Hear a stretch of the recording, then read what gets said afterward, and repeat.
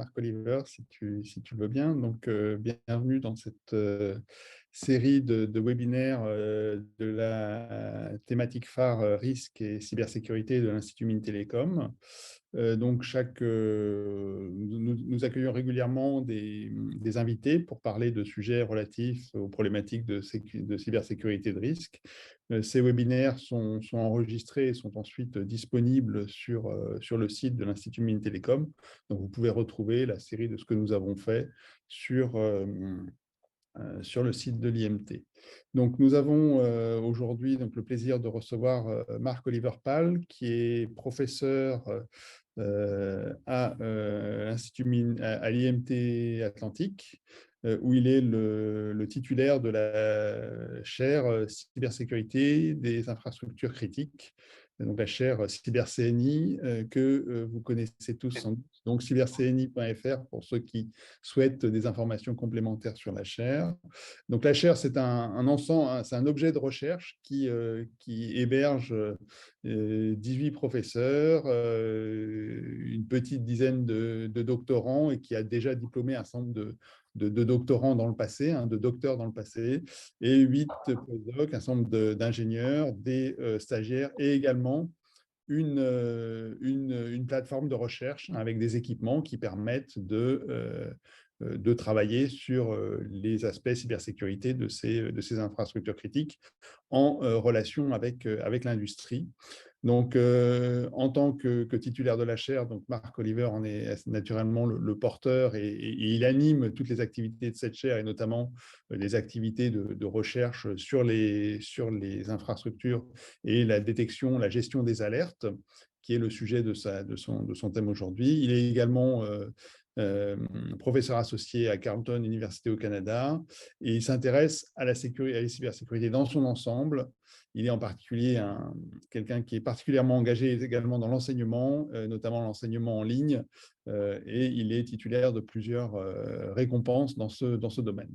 Donc Marc Oliver, tu as la parole, et puis je ne sais pas si nous aurons le temps d'avoir quelques questions, mais s'il reste un peu de temps en fin de séminaire, nous irons vers un échange. Parfait. Merci beaucoup, Hervé, pour cette super présentation et merci beaucoup pour l'invitation. Et je suis très heureux que nous sommes assez nombreux dans le webinaire. Je vous ai mis déjà l'abstrait pour que vous pouvez regarder si vous avez connecté un peu tôt. La présentation aujourd'hui, je vais faire ensemble avec mon étudiant PhD, David Anthony, et j'encadre ensemble avec Thierry Duval, qui est aussi sur notre campus, et Hervé il a déjà fait l'introduction de la chaire. Donc, j'ai structuré la présentation de la manière que je vais vous dire quelques mots sur la chaire, parce que ça donne le contexte des travaux que nous faisons. Parce que ce que je vais présenter, c'est un peu une direction où on pense pas directement si on pense à la cybersécurité. Après, je vais vous parler un peu de la terminologie. Donc, c'est quoi un SOC? C'est quoi le métaverse? Ça ne va pas être long, mais juste pour que nous avons un peu de contexte. Après, je vais vous dire quels sont nos buts avec cette recherche. Je vais vous montrer quel est l'état de l'art, quelle est l'interdisciplinarité de l'approche. Après, je vais vous montrer un peu quels sont les enjeux qu'on a si on veut faire la recherche que nous faisons. Et la dernière partie, ça va être une démo et ça va aussi prendre assez de temps pour vous montrer un peu quelque chose, parce que c'est ce que j'aime beaucoup avec cette recherche visuelle, c'est qu'on a vraiment quelque chose à montrer. Et voilà, et c'est Anthony qui va faire cette partie. Et à la fin, je vais faire un wrap-up. On a préparé quelques questions pour vous et on attend aussi vos questions, naturellement, à la fin. Voilà. Donc, il a déjà dit tout ça. Donc, la chaire CyberCNI, c'est une chaire industrielle avec plusieurs partenaires industriels que je vais montrer dans une seconde. Et c'est une chaire IMT, Institut Mines Télécom, qui est hébergée à IMT Atlantique. Donc là où il y a le grand cercle, si vous n'êtes jamais venu à Rennes, je vous invite cordialement de le faire. Et nous avons aussi des antennes dans la chaire à Télécom Paris et à Télécom Sud Paris. Donc, nous travaillons par exemple avec Hervé, Joachim Garcia, Thomas Robert, Jean Leneutre, Laurent Potet, et voilà. Donc, beaucoup des noms que vous connaissez probablement, et c'est super d'être titulaire d'une chaire industrielle parce que comme ça, j'ai vraiment la chance d'avoir un vrai contact avec les chercheurs dans les différentes écoles, dans notre institut, et aussi avec des industriels. À la gauche, vous voyez notre bâtiment. C'est une autre raison pourquoi il fait sens de nous rendre visite. Et là, nous avons tout le deuxième étage avec des labos d'expérimentation, etc. La chaire, ce sont pas seulement des thèmes, mais aussi des gens. Donc, Abbé l'a déjà dit. Donc, sur la première ligne, vous voyez les doctorants et postdocs que nous avons pour le moment sur la chaire. Et sur la deuxième ligne, vous voyez les professeurs qui sont impliqués dans la chaire. C'est aussi super d'avoir des liens étroits avec tous ces gens-là. Et même plus de gens que sont entrés là. Parce que la chaire, c'est aussi toujours quelque chose de dynamique. Donc, ce sont des nouveaux partenaires de notre institut et aussi des nouveaux industriels qui viennent. Et voilà. La chaire est toujours financée dans les phases à 3 ans. Nous sommes maintenant dans la phase 3 avec les partenaires qui sont donnés là, qui sont Airbus, BNP Paribas, EDF et SNCF, et aussi la région Bretagne.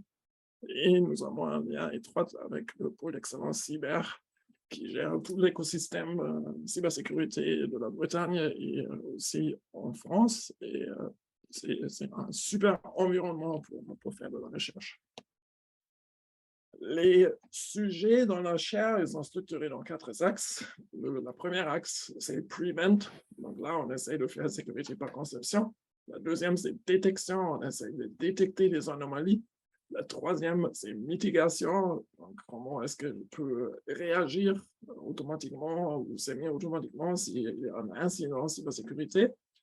Et le quatrième, c'est ce qui nous intéresse le plus aujourd'hui, c'est Human in the Loop, humain dans la boucle, parce que quand on parle de la cybersécurité, une chose qu'on oublie souvent, c'est que la cybersécurité, c'est rien qui est défini dans l'absolu, comme, OK, maintenant j'ai 100% de cybersécurité.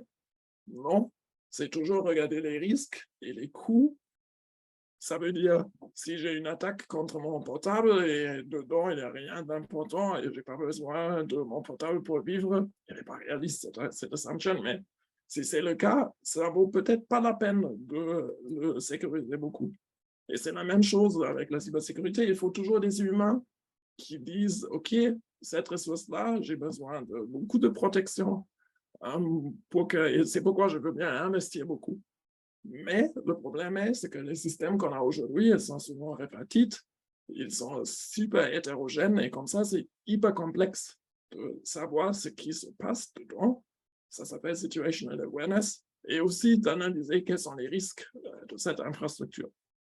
Et avec la recherche que je présente aujourd'hui ensemble avec David, ce sont exactement les 2 points qu'on veut bien adresser avec.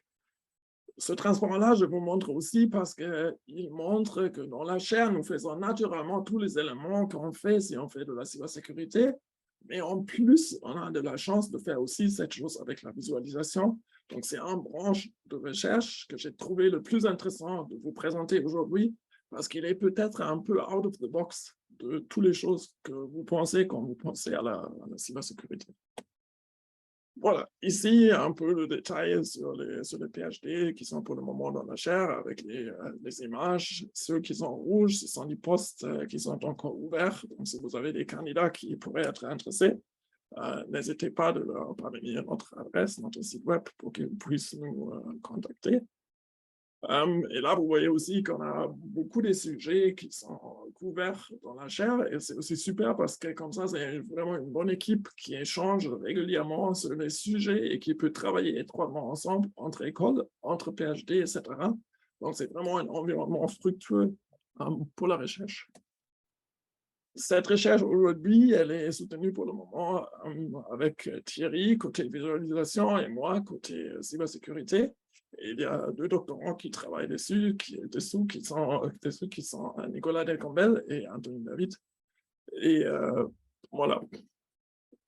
Et il y a aussi des projets, donc il y avait un projet de l'Académie franco-allemande qui a soutenu cette recherche, il s'appelle TrueView, et il y a aussi plusieurs projets qui sont soumis, ou un projet qui est soumis dans cette direction pour continuer, mais avec les PhD, on continue aussi dans cette direction.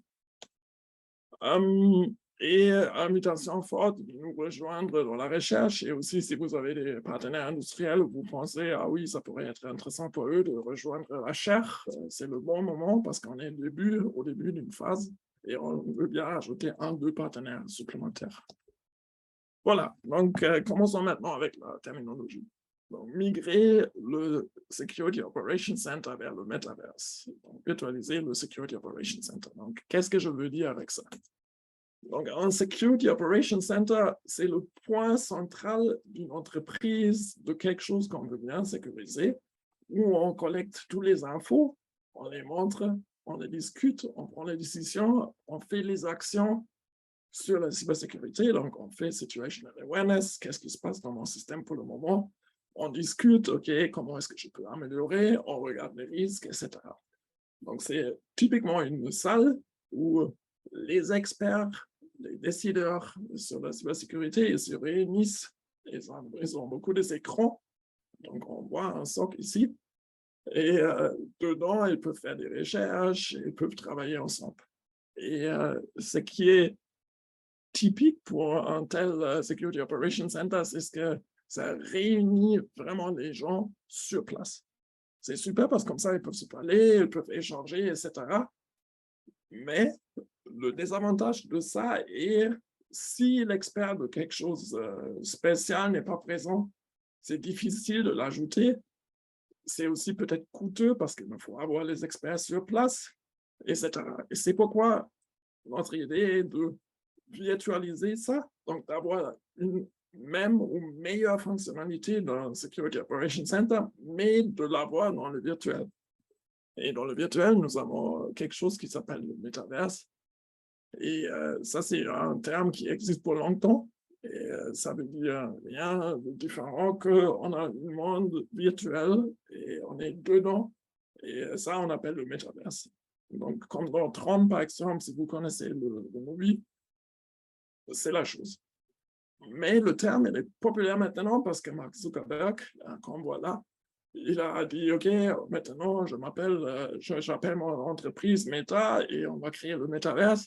Et il avait beaucoup de hype, il a créé son avatar, on a beaucoup de spéculations sur les terres virtuelles qui sont là pour être dedans avec mon entreprise, etc. Donc ça, c'est aussi une notation du Metaverse, mais ce qui nous intéresse aussi aujourd'hui, plutôt, c'est d'avoir un espace virtuel où on peut être dedans. Et ce qu'on pourrait imaginer, ce sont exactement les choses que Mark Zuckerberg a montré là, d'avoir des avatars, d'avoir des choses qui sont montrées et d'être dans un espace collaboratif, mais pas pour jouer ou faire du commerce, mais pour faire de la cybersécurité. Ça, c'est l'idée. Donc, quel est le but? Donc, le but est de créer un métaverse pour la cybersécurité, ou peut-être plusieurs métaverses. Il ne faut pas que toutes les entreprises soient dans le même métaverse, c'est plutôt par entreprise, par chose qu'il faut sécuriser. Je vais avoir un métaverse, ils peuvent être similaires, ils peuvent être connectés, etc. Mais ils ne doivent pas nécessairement... Rendez-vous chez le coiffeur dimanche matin. Juste être un espace dedans. OK. Voilà. Bon, Donc, allez, je te laisse. quelqu'un doit arrêter. Ça marche. Allez, bisous. OK, parfait. Donc, ce qu'on voit là, à la droite, c'est la carte de la France et du monde entier. Et qu'est-ce qu'on fait? On prend les données des différents sites, on connecte ça à l'interface dans le métaverse, et après, les gens, les experts, ils sont connectés vers ça. Avec le Covid, nous connaissons maintenant travailler de la maison, mais ce n'est pas seulement ça. Ça peut aussi être que j'ai un incident et normalement, mon équipe Security Operations Center, elle est petite. Et juste pour un certain temps, j'ajoute des experts externes pour travailler avec moi dedans. Et après, j'arrête. Et après, voilà, j'ai moins d'écoute et j'ai aussi plus d'expertise qui est dedans. Donc, ça, c'est à peu près l'idée. Donc, d'avoir ce qu'on avait dans les Security Operations Centers, mais de ne pas le connecter en local au Security Operations Center, mais de le connecter à la distance à un Security Operations Center où on peut partager dans n'importe quel lieu dans le monde. Donc, ça, c'est un exemple concret qu'on regarde avec la SNCF, donc d'avoir différents sites de production, par exemple, ou des gars, etc. Et comment est-ce que je peux gérer à la distance? Comment est-ce que je peux avoir situational awareness? Et comment est-ce que je peux collaborer dedans? Donc, c'est la même chose qu'avant, mais un peu plus concret. Et ça montre aussi que les infrastructures qu'on regarde, comme le train là, ne doivent pas nécessairement être stationnaires. C'est plutôt, j'ai des données ou j'ai des choses que je veux bien monitorer. Après, ça produit des données. Et après, je peux faire quelque chose avec. Donc, quels sont les buts? Les buts, ils sont supporter les gens concernés, entre guillemets, de la cybersécurité. Et ça va être un point intéressant, c'est pourquoi j'ai mis entre guillemets, pour faire risk analysis, situational awareness, et aussi l'opérationnel. Donc, ça veut dire, si dans le situational awareness, je vois que quelque chose se passe, je peux vraiment réagir dans cette interface et je peux faire quelque chose contre. Si nous combinons avec risk analysis, par exemple, je peux même tester si je change quelque chose dans la configuration, qu'est-ce qui va se passer dans ce système. Et je vais les voir dans une manière immersive, qui est, comme le mot le dit, immersif. Donc, je peux par exemple voir, OK, c'est une récréation de mon infrastructure et dedans, quelque chose se passe. Donc, Frédéric Benhamen, il s'est aussi connecté et lui, il a beaucoup ses expériences pour les crises, pour la gestion de crise avec ses cathédrales, etc. Et nous, on n'a pas ça pour le moment, mais on pourrait imaginer, OK, si dans la cathédrale, quelque chose se passe, peut-être quelqu'un d'entre vous a déjà vu ces démos, on peut montrer la cathédrale et peut-être il y a des pierres qui tombent parce qu'il y a quelque chose. Voilà, pour nous, c'est plutôt les incidents cybersécurité, mais le résultat de ça pourrait exactement être ça, parce que peut-être il y a un robot de production et il fait quelque chose de fou, et soudainement, tout le bâtiment tremble, et ça peut vraiment être un risque qui se passe. OK, donc maintenant, vous connaissez que nous avons plutôt deux différentes perspectives. Je vais aller dans cette direction maintenant. Une perspective, c'est la cybersécurité, et l'autre perspective, c'est la visualisation. Voilà, donc côté cybersécurité, les questions que nous avons, ce sont les mêmes que nous avons aussi pour le SOC. Donc, quelles sont les données qui sont intéressantes pour moi pour avoir le situational awareness, pour être capable d'analyser le risque. Comment est-ce que je peux collecter les données? Donc, comment est-ce qu'elles peuvent venir vers moi ou il me faut les avoir? Comment est-ce que je peux faire un pre-processing, un processing des données? Comment est-ce que je peux faire des analytics? Et très, très important, comment est-ce que je peux confier les données? Donc, comment est-ce que je peux être sûr qu'entre le point où les données étaient prises et la visualisation que j'ai, c'est vraiment la même chose. Donc, la chose dans la réalité, c'est la même chose que je montre dans l'interface. Et ça, vous pouvez déjà y penser. C'est pas évident parce qu'il y a beaucoup d'étapes. Donc, il faut prendre les mesures, il faut transporter ça. Voilà, donc ce sont les choses classiques de la cybersécurité. Donc, les CIA, vous pouvez y faire. Mais après, il y a aussi la visualisation. Il y a des utilisateurs à distance qui se connectent. Ils peuvent tous interagir avec le système. Donc, c'est intéressant comme problème cybersécurité parce qu'il y a beaucoup des joueurs qu'on veut essayer d'éviter si on veut avoir sécurité par conception. Qui sont dedans, pas conception, parce qu'on veut bien que ça c'est le cas, parce que c'est un Security Operations Center dans le Metaverse.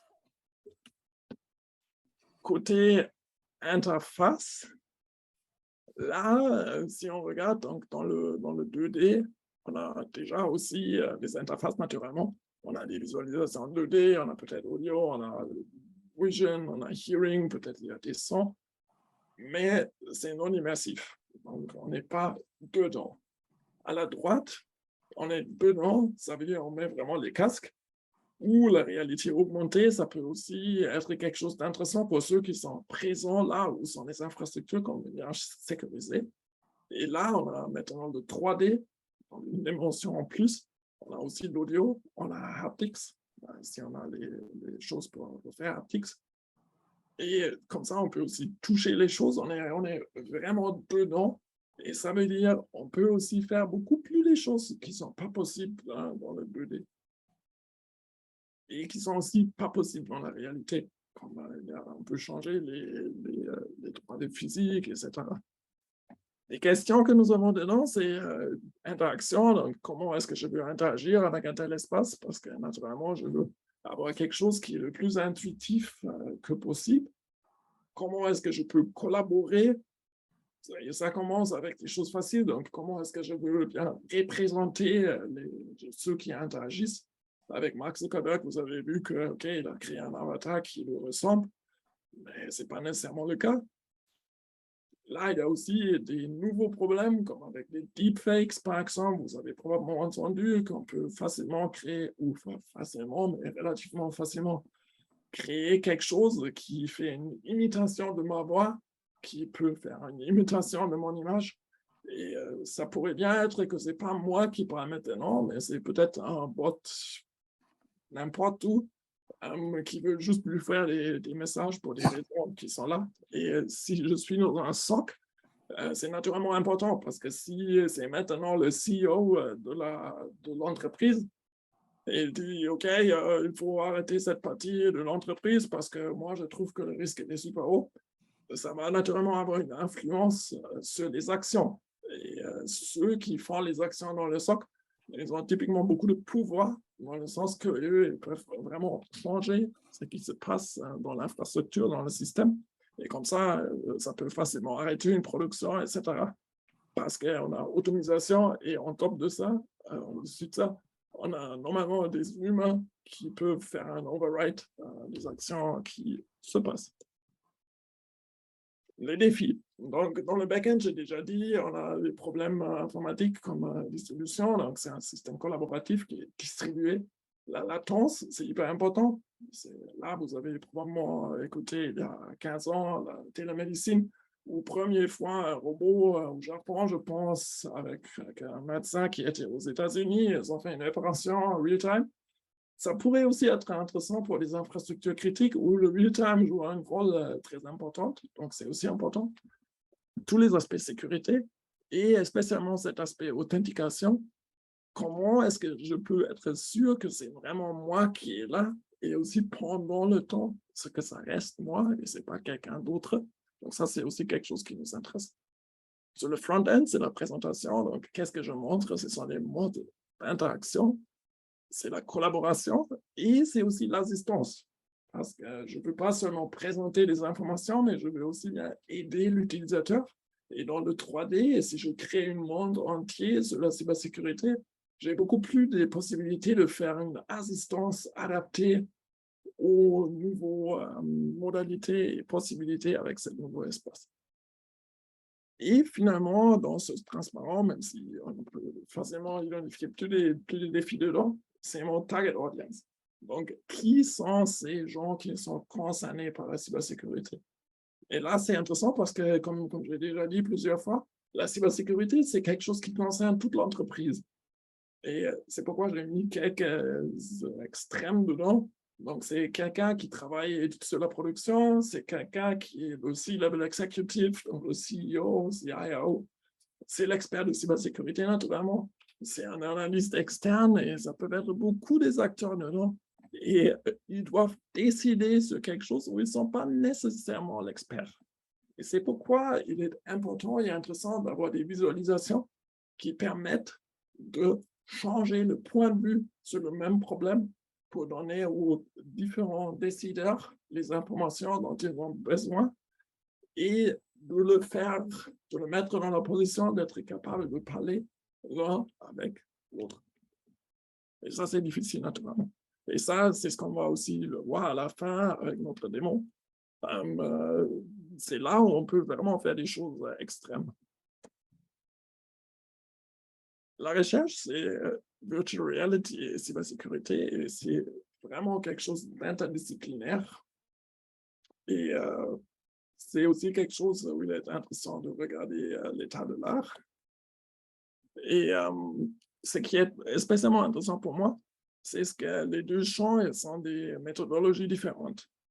Donc ça, c'est un peu mis à l'extrême naturellement de dire, OK, eux, ils font principalement ça, et eux, ils font principalement ça. Mais pour moi, ce sont des différences fondamentaux, que dans la communauté visualisation, il y a beaucoup de choses qui sont qualitatives, avec des heuristiques. Donc, ils font des user studies, ils regardent, OK, comment est-ce que l'humain réagit à ce qui se passe. Ce qui est super et ça fait beaucoup de sens si je fais de la recherche dans cette direction. Cependant, dans la cybersécurité, on ne fait pas trop ça, parce que là, c'est plutôt OK, quantitative validation, expérimentation, après j'ai des données, après je fais la mathématique, je fais même des preuves. Et ça fait aussi de sens pour des autres raisons de faire ça dans ce champ-là. Et si on regarde maintenant, utiliser le VR ou le RV, la réalité virtuelle, pour le Security Operations Center, il faut regarder les deux, parce que les deux sont importants. Et ça, c'est intéressant parce que c'est quelque chose, comme quelqu'un qui vient de la cybersécurité, je ne suis pas usé de faire les user studies, qualitative validation et des choses comme ça. Et c'est intéressant de le regarder et aussi d'apprécier cette méthodologie et l'utiliser pendant la recherche. Si on regarde l'état de l'art dans la réalité virtuelle pour la cybersécurité, du côté cybersécurité, sont plutôt des scénarios pour le training qui sont utilisés là. Donc, on fait l'enseignement en reproduisant un environnement réel pour s'entraîner sur les aspects cybersécurité. C'est la plupart des choses qui sont publiées. Après, ce qu'on a fait, on a regardé les top conférences cybersécurité sur des choses qui sont reliées à ce que nous faisons. Et là, on trouve des sous-champs de ce que nous faisons, donc les choses qui sont réellement pour nous, mais qui ne sont pas nécessairement exactement ce que nous faisons. Et là, naturellement, on a des systèmes d'assistance, des data analytics. C'est clair que ça existe, mais ça n'a pas le focus sur l'interface humain-machine. On a des attaques contre les systèmes, comme les deepfakes, etc. On a des travaux sur l'authentication avec fingerprint, avec vidéo, etc. Donc, ça, c'est quelque chose qui est intéressant. Pas nécessairement dans le contexte que nous voulons l'utiliser, mais dans les autres contextes, comme des visioconférences avec une banque, identity testing, validation avec une banque, des choses comme ça. On a naturellement des aspects collaboration. Comment est-ce qu'on peut supporter ça? Et on a aussi des facteurs humains sur la cybersécurité qui sont intéressants pour les chercheurs. Mais dans les top conférences, on n'a trouvé rien qui va dans la direction où nous faisons de la recherche, donc sur la risk analysis et la situational awareness dans la direction de cybersécurité.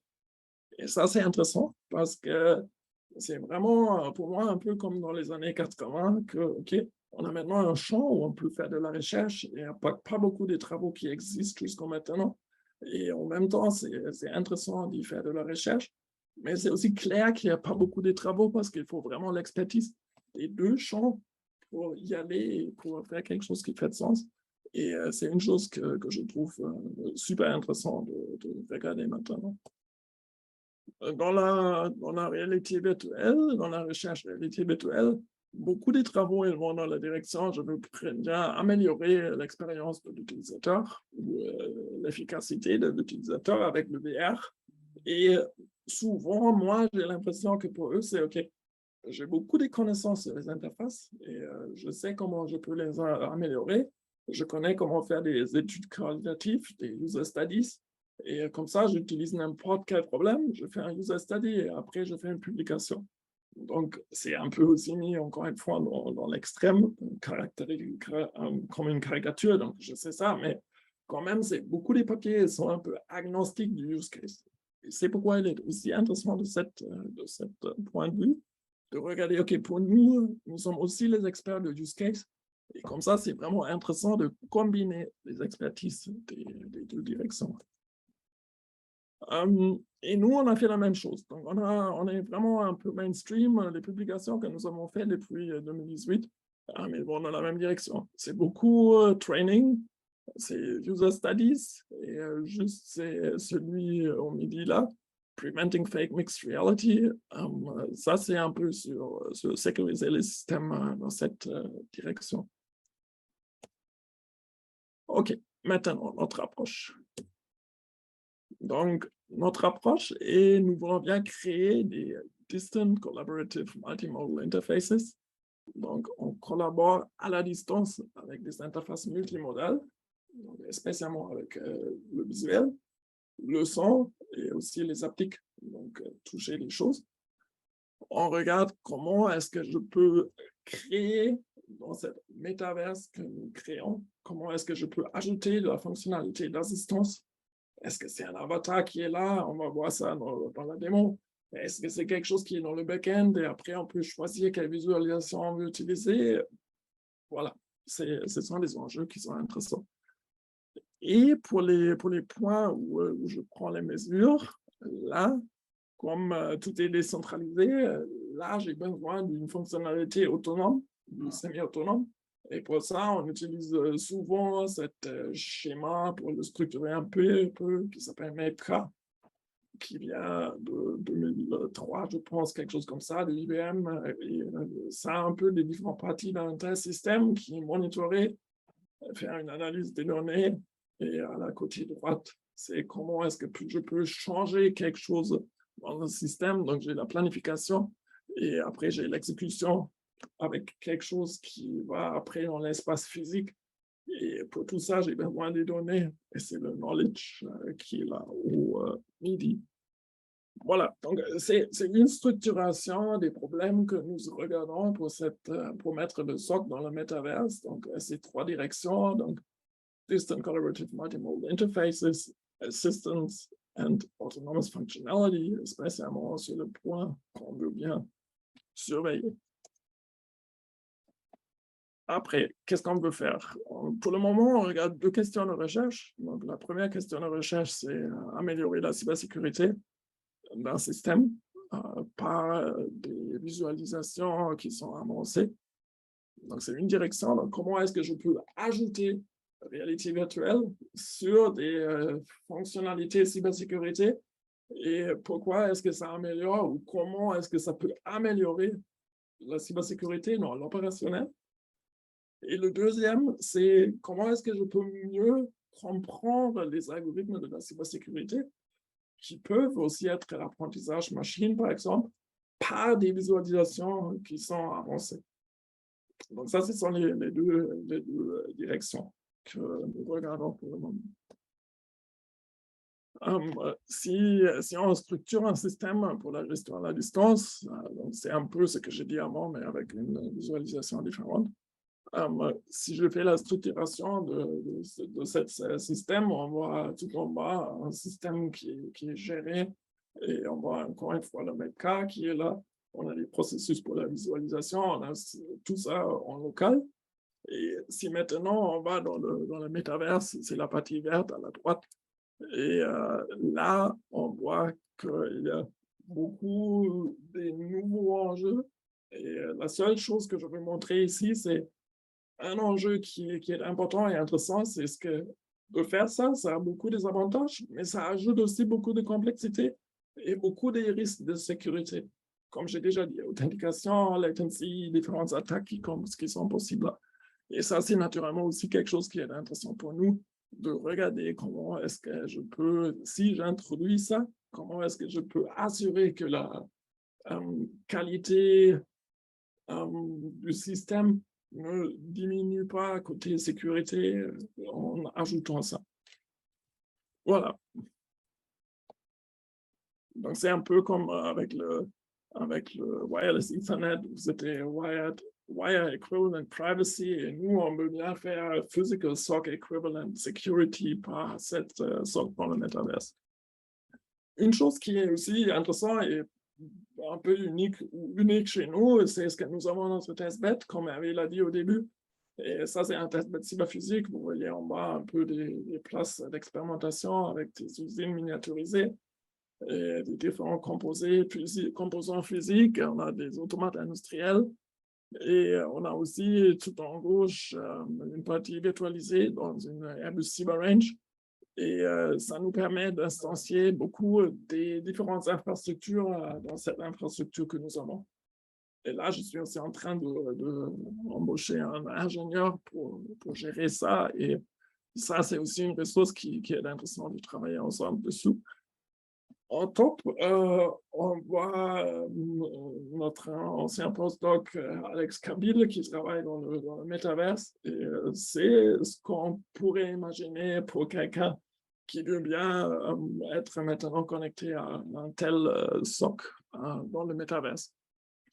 Voilà, et dans la pratique, ce que nous faisons, nous instancions des settings et après, nous avons des systèmes qui sont là où on peut connecter l'interface et vraiment émuler la situation dans le sens que nous pouvons nous connecter de Brest ou Antony, par exemple, ou de Rennes ou de Paris à ça pour tester ensemble comment est-ce que ça se comporte dans la réalité virtuelle de travailler dans un tel SOC dans le métaverse. Voilà. Donc, comme déjà dit, il y a des nouveaux risques qui sont ajoutés. J'ai parlé de tout ça. Donc, authentification, encore une fois, le plus important pour moi, pour le moment, les utilisateurs, les données et aussi les actions qui sont envoyées par un tel système. Et naturellement aussi des nouvelles opportunités comme meilleure cybersécurité en ajoutant des experts juste on demand, des nouveaux modèles de cybersécurité, donc en virtualisant juste le SOC, parce que c'est facile et possible si on a une infrastructure qui est présente, une meilleure réponse aux incidents. Si j'ai des experts externes que je peux juste payer as a service pour faire quelque chose. Et aussi nos business models, parce que c'est maintenant possible que moi, je crée une boîte qui offre ces services et je peux juste faire, OK, par heure, ça coûte ça.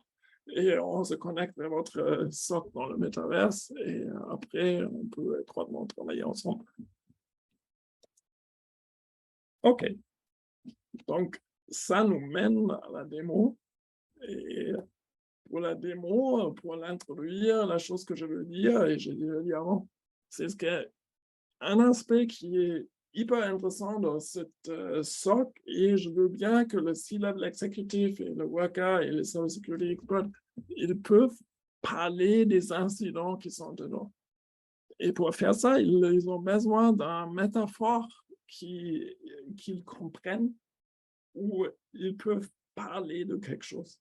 Et c'est pourquoi la démo que Anthony va montrer dans une seconde, elle utilise une représentation connue pour des aspects d'un système qui sont plus abstraits, comme qu'il y en a des serveurs et des connexions entre les différentes parties d'un tel système.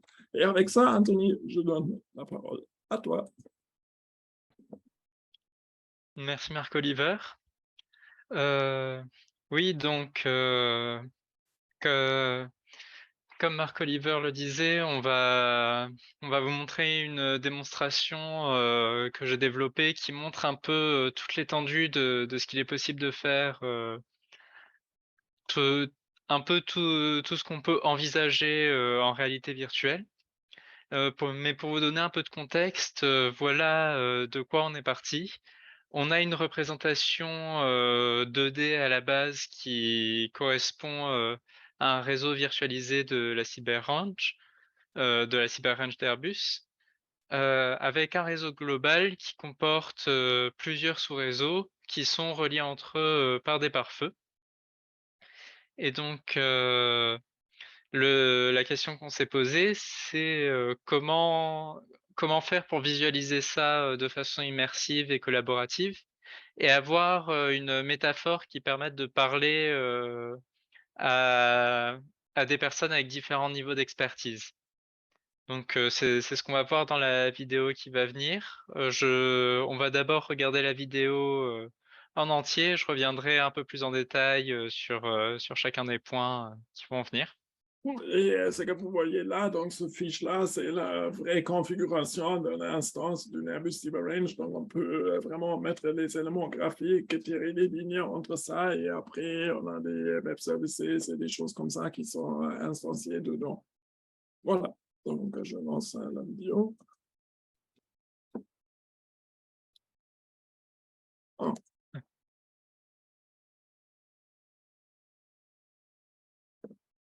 On va voir ce qui se passe. Ah oui, donc on a d'abord ce transport-là et après on a la vidéo.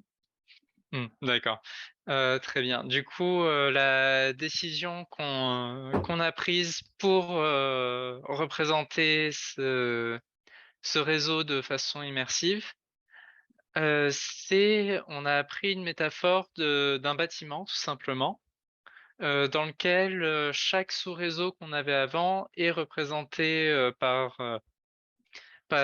une pièce.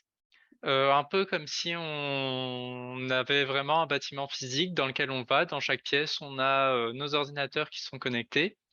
Mais là, en fait, chaque pièce représente vraiment de manière, ce qui est quelque chose d'abstrait à la base, donc, un réseau. Et le but, c'est vraiment d'avoir,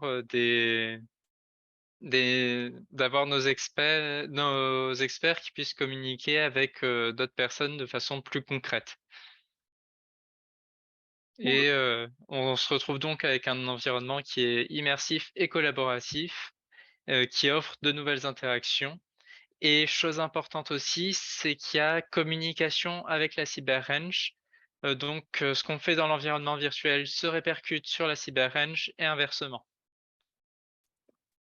Et donc, il y a vraiment sur le transparent, il y a vraiment cette représentation-là. Et cette représentation-là, ils sont identiques dans le sens qu'ils montrent donc, ils montrent les mêmes choses, c'est une topologie, mais ici, la métaphore, ce sont des chambres qui sont connectées avec plus de détails que Anthony va parler. Et ici, ce sont des pictogrammes dans des plates qui sont connectées. OK, donc maintenant, on lance la vidéo. Ah, voilà. Donc là, on se retrouve, au milieu d'un pare-feu avec, tous les paquets de données, on le voit au plafond qui se déplacent. On peut voir qu'on est dans un environnement, collaboratif. On a un autre utilisateur en face de nous et on a aussi un assistant virtuel qui peut nous aider dans différentes tâches. Par exemple, on va le voir, dans quelques secondes. Hop.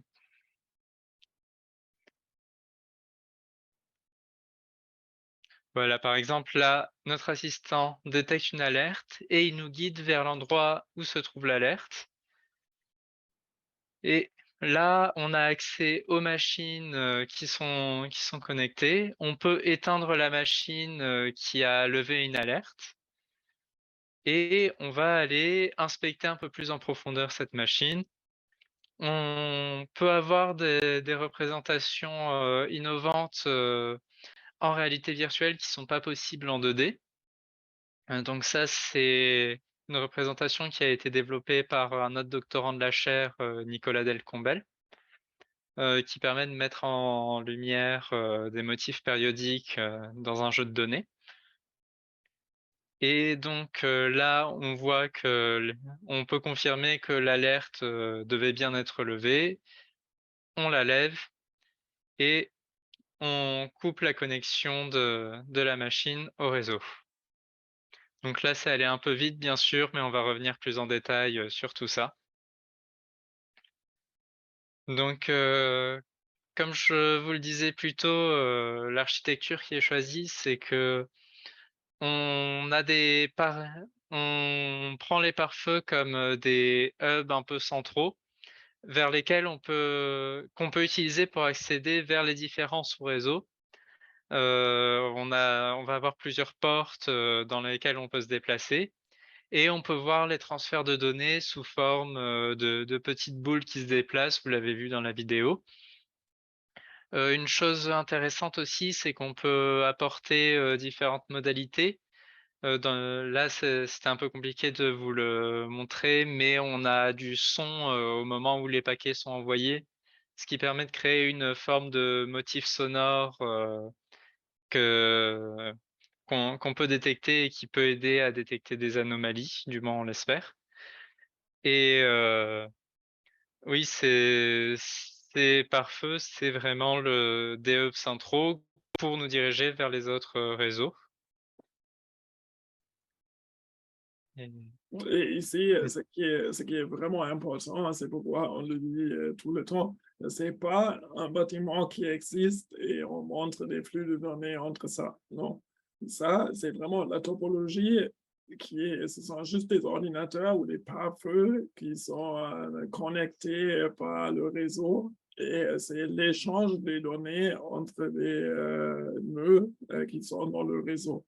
C'est juste la visualisation qui montre maintenant des chambres. Et l'idée de ça, de cette démo, était vraiment de dire, OK, si on pense très loin de ce qu'on trouve aujourd'hui dans un SOC, quelle pourrait être une visualisation où le CEO peut comprendre, peut parler de quelque chose. On peut dire, OK, voilà un problème dans ce chambre-là. Ce chambre-là, c'est un composant que nous avons et ça, c'est intéressant pour nous de regarder. Est-ce que c'est une telle représentation? Est-ce que ça améliore la communication entre ceux qui doivent à la fin décider sur la cybersécurité? À part de ça, nous travaillons aussi sur différentes visualisations qui sont beaucoup plus proches aux choses qu'on connaît déjà des SOC. Mais c'est exactement le pouvoir de cette nouvelle interface qu'on peut vraiment changer le vue et après, on voit la même chose, mais dans une manière qui est peut-être plus facile ou différente à digérer et peut-être ça va aider d'identifier des choses qu'on n'a pas identifiées avant.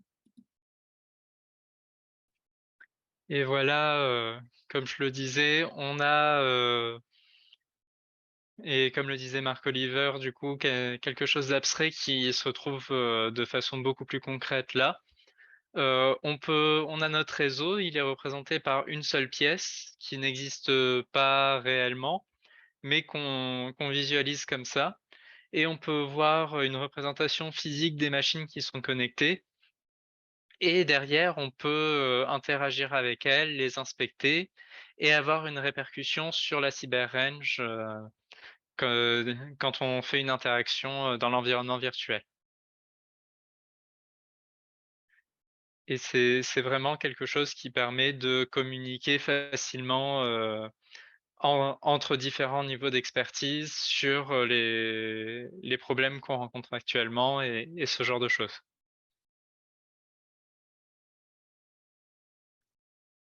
Donc, on va pour la vidéo. Ouais. Hop. Alors là, comme je vous le disais plus tôt, on a une représentation des flux de données dans nos pare-feux. On va avoir les paquets qui vont se déplacer le long de pipelines en fait, et ça va permettre une bonne visualisation de ce qui se passe. Comme on est en 3D, on a différentes modalités qui peuvent être utilisées pour représenter des anomalies. On a la taille des paquets qui peut être symbolisée par la taille des boules, la couleur qui peut être utilisée. Et comme je vous le disais plus tôt, le son qui peut aussi jouer. Et cette vidéo-là, je pense que tu peux la lancer, Marc Oliver. C'est aussi l'occasion de voir, c'est un environnement collaboratif. On n'est pas seul et on est plusieurs vraiment à interagir dedans. On peut apporter de l'expertise chacun parce que on est à plusieurs, on a plusieurs points de vue. Et ça, donc, l'idée derrière, c'est vraiment que notre système audiovisuel, il est super capable de traiter les données. Et si vous entrez là, et on fait maintenant un replay d'une telle cyberattaque, ma vision c'est que si on utilise ces modalités dans une manière qui fait de sens, qui est intuitive, pour vous, vous allez vous adapter pour reconnaître une telle attaque, DDoS attaque, quelque chose comme ça, juste quand vous entendez le bruit et vous regardez les boules qui sont là. Et ça, c'est vraiment une entièrement nouveau interaction avec les données de la cybersécurité et votre cerveau. Donc, on a aussi dans cette démonstration un processus d'assistance. On l'a vu dans la vidéo plus tôt. On peut envisager d'avoir un assistant virtuel symbolisé par un petit robot sympathique qui nous guide jusqu'aux endroits où une alerte est levée et ce genre de choses. On peut aussi envisager plus loin qu'il soit là pour nous aider à comprendre les décisions prises par l'algorithme, avoir une personnification pour tendre vers l'explainable AI et vraiment avoir des représentations intuitives pour mieux comprendre les décisions que prend l'algorithme.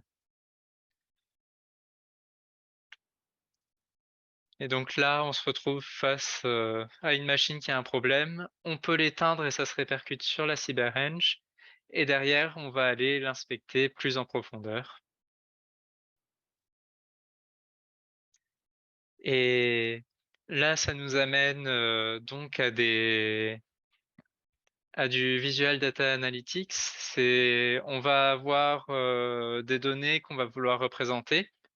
Et avec la 3D que nous offre la réalité virtuelle, on a des nouvelles représentations qui sont possibles, qui ne sont pas forcément en 2D. Donc comme je le disais plus tôt, là, ce que vous avez en face de vous, c'est une représentation qui a été développée par Nicolas Delcombel, qui est aussi doctorant à la chaire, qui permet de mettre en évidence des motifs périodiques dans un jeu de données. Et c'est une hélice dont on peut faire varier la périodicité. Et c'est une représentation qui existait déjà en 2D, mais les les tests de Nicolas tendent à montrer qu'on peut avoir un gain à passer en 3D et à avoir et à changer notre perspective et utiliser cette 3D à notre avantage.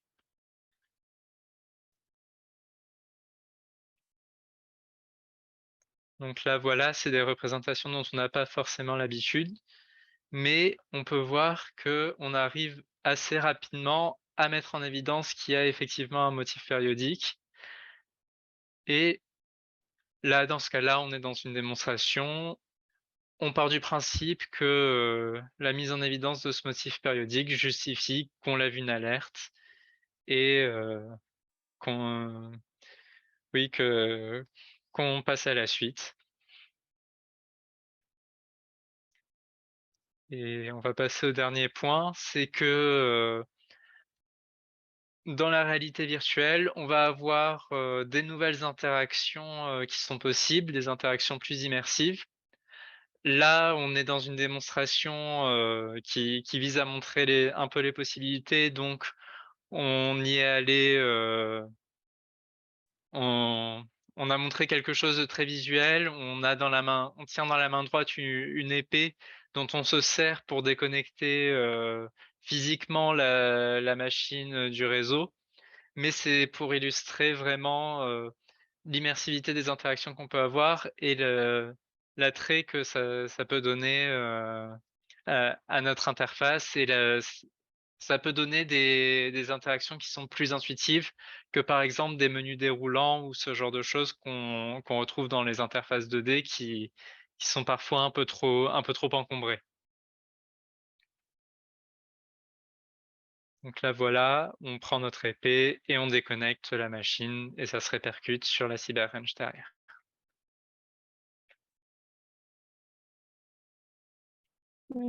Super, merci beaucoup Anthony. Et voilà, donc maintenant, je vais juste faire un petit wrap-up et après on a 5-10 minutes pour questions-réponses. Donc, ce que nous avons vous montré, c'est, on a les SOC aujourd'hui, c'est une partie essentielle de la cybersécurité opérationnelle de l'entreprise, de tout un système dans l'Internet. Donc, c'est essentiel pour nos infrastructures critiques et presque toutes les infrastructures sont critiques aujourd'hui. Et on vous a montré le chemin de notre recherche, qu'est-ce que nous faisons pour le moment pour créer un tel SOC dans le métaverse. On a montré quels sont les enjeux, quelles sont les directions que nous choisissons pour le moment, quel est l'état de l'art. Et j'espère qu'on vous avez fait un peu envie d'y penser. Peut-être on vous a montré des nouvelles idées, des nouvelles dimensions pour penser sur la cybersécurité, spécialement avec la démo. Ici, on a un peu des questions, mais avant d'y aller, donc voilà notre coordonnée de contact. Si vous scannez le QR code ici, il est transparent. Si le lien ne marche pas encore, je vais juste faire ça dans un instant. Donc, si vous scannez les 4, juste attendez jusqu'après la présentation parce que j'ai pensé que j'ai oublié quelque chose dedans. Et voilà, donc sur notre site web, on peut souscrire sur les nouveautés que nous faisons. C'est peut-être une fois par semaine quelque chose en email. Après, on a un speaker series sur la cybersécurité chaque mois qui est aussi annoncé par IMT Atlantique et aussi sur le site Talk Cyber IFA. On fait des écoles d'été, on fait aussi des MOOC. Et donc, n'hésitez pas de nous contacter si vous avez envie de faire quelque chose avec nous. Et maintenant, c'est le Q&A. Donc, pour nous, il serait intéressant de savoir si vous The recording avez has des données, stopped. si vous avez des scénarios que vous trouvez intéressants pour nous, pour visualiser, pour tester ça. Si vous savez que vous avez un contact, partenaire recherche, partenaire industriel qui pourrait être intéressé de travailler avec nous et naturellement aussi toutes les autres questions qui vous intéressent. Merci beaucoup pour l'attention. Merci beaucoup, Anthony, pour la super démo et le super travail. Et on écoute avec questions. Merci à tous les deux. Donc, si vous avez des questions, je veux bien que vous leviez la main pour...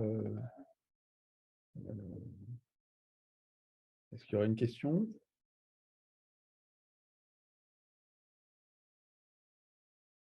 Non? Bon. Écoute, Marc-Oliver, je pense que tout le monde est... Ah, Thomas. Oui, désolé. Oui, non, mais moi, je connaissais un petit peu le sujet. Moi, j'avais une question vis-à-vis de ce qui a été dit tout à l'heure pour essayer de comprendre les nouvelles menaces vis-à-vis de ce genre d'interface. Donc, on a pu voir la démonstration tout à l'heure. Est-ce que vous avez commencé à réfléchir un petit peu à ça sur ces use cases, sur ce que vous avez présenté ou ça fait partie des future works?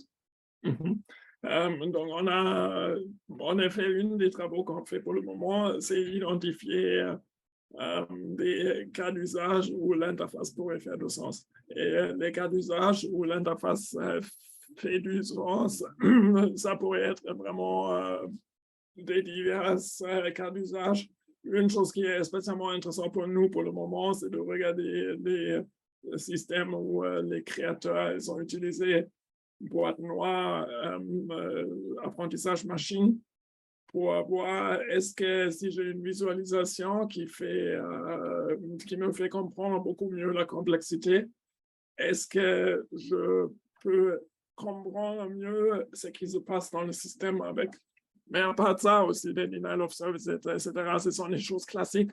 Mais pour ça, je ne suis pas nécessairement convaincu que les dimensions que nous ajoutons, elles vont aider pour trouver quelque chose plus vite. Voilà, donc c'est un peu ça. OK. Donc, de rien, donc devrait nous partir. Donc, Nisrine.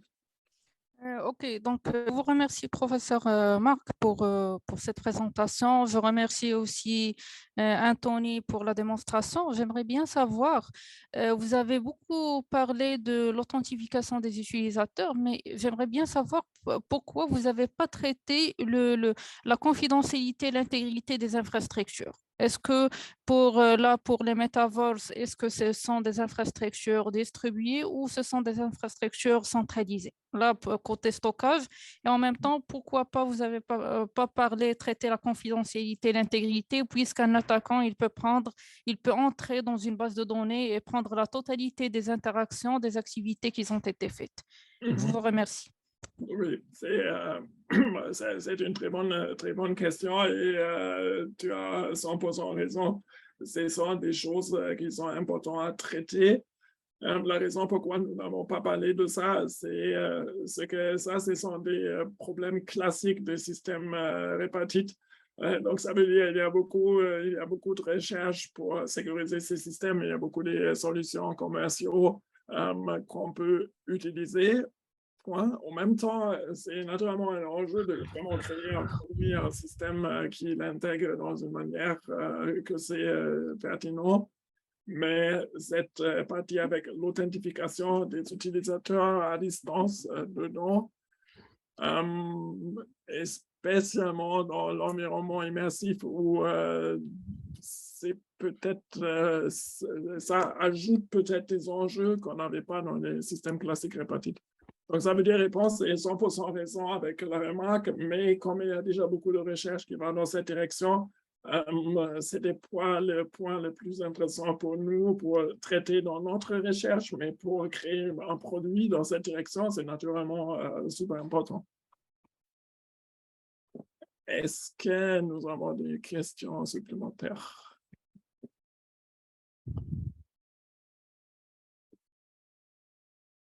Sinon, donc, la vidéo va être disponible, les transparents vont être disponibles et nous sommes très bien rejoignables par tous les canaux sur les événements, etc. Voilà, donc n'hésitez pas de rejoindre nos événements si vous êtes intéressé d'avoir des nouveautés sur les recherches dans la chaire. N'hésitez pas de vous souscrire sur le newsletter sur le site web. Et parce que nous faisons aussi tous les 6 mois, par exemple, un événement où tous les doctorants présentent leurs travaux. Et on va aussi être présent sur la European Cyber Week ici à Rennes le 15 au 17 novembre avec une propre session le 16 où vous êtes aussi bien invités et vous êtes aussi toujours bien invités de nous rencontrer ici à Rennes. Donc, merci beaucoup à tous. C'est un grand plaisir de vous avoir aujourd'hui si nombreux. Merci beaucoup et voilà, rejoignez la prochaine édition du webinaire aussi qui va aussi être très intéressant. À très bientôt et voilà, au revoir.